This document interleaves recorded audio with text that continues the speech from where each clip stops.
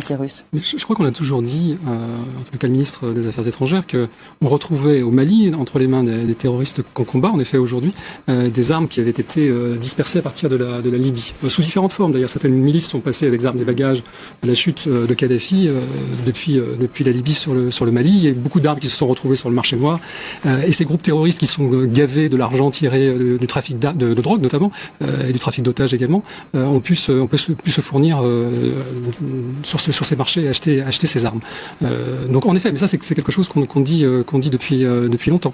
Mais il y a des armes qui ont aussi été données par la France. On se souvient même de ces largages d'armes à proximité justement de ces katibas, etc., qui ont été aussi saisis par les djihadistes. Et ce sont aussi des armes françaises. Il y avait de manière générale beaucoup d'armes en Libye. On en a livré également. On en a livré également. Puis des livraisons sur le sol malien. Les premières ressources qu'ils ont utilisées pour recruter des jeunes désœuvrés venaient d'où? Ça venait des fausses négociations autour de faux otages français essentiellement. Qu'est-ce que ça nous enseigne? Et qui sont les premiers émirs de ces groupes terroristes qui écument nos villes et villages?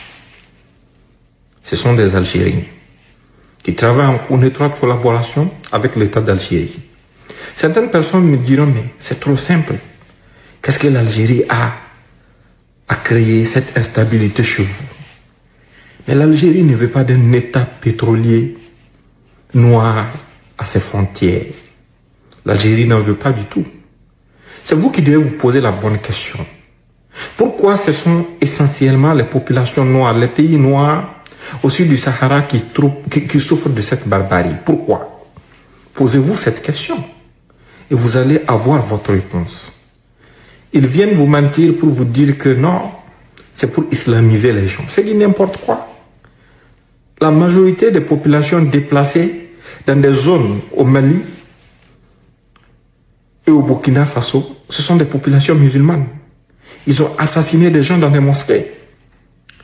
Mais les gens restent aveuglés par leur gloutonnerie, leur soif de richesse. Donc c'est pour cette raison que, vous voyez la presse française, ainsi que des pseudo-organisations de défense des droits de l'homme, communiquent exclusivement en leur faveur, en accusant nos forces de défense et de sécurité de toutes sortes d'abus, sur la base d'allégations de terrorisme dans 99,99% des cas.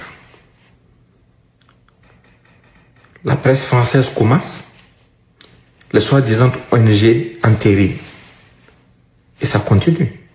Et quand les terroristes mettent en évidence des enfants qui sont armés, drogués, pour venir tirer sur nos forces de défense et de sécurité, sur nos VDP, ainsi que sur nos populations civiles, ces organisations se taisent. Ils ne produisent pas de rapport. Leur encre sèche immédiatement. Cette fausse presse française qui est au service des terroristes, qui refuse même de les appeler terroristes, refuse de parler de ce genre de sujet. Quand ces bandits vont dans une localité comme Djibo et qui tirent sur des civils Peuls, des fausses organisations disant vouloir défendre les droits des communautés Peuls se taisent. Ils ne voient plus le commanditaire quand c'est trop évident. Non. Les Peuls qui sont restés dans la République ne les intéressent pas. Les Peuls qui intéressent ces gens, qui sont à la solde de la France, ce sont ceux qui ont accepté de prendre les armes au bénéfice de l'Algérie et de la France pour endeuiller nos familles. C'est tout le problème qui est là. Et nous avons bien fait, nos États ont bien fait d'avoir chassé la France de nos pays. Parce qu'avec ce que nous voyons aujourd'hui, avec ce comportement belliqueux, nous avons compris que le ver était dans le fruit. La France, en réalité, était dans nos États pour nous espionner au bénéfice des terroristes. Parce que dans nos nations, précisément au Burkina Faso, la première attaque terroriste a eu lieu quand la France avait son dispositif et ses hommes dans notre pays. Ça concernait une petite localité du pays. Elle n'a pas pu aider à l'endiguer. Et c'est sous son regard que l'ensemble du pays a été contaminé par cette barbarie. Qu'est-ce que vous voulez qu'on dise comment est-ce que vous